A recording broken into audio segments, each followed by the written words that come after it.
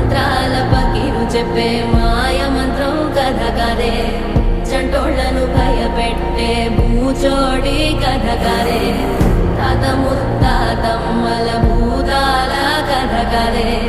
విక్రమాదిత్యుడు చెప్పిన వేదాళుడి కథ కదే దీపము నుండి దెయ్యం వచ్చే అల్లావుద్దీన్ కథ కాదే ఇది ముడత చర్మం ముసలి చెప్పే కథ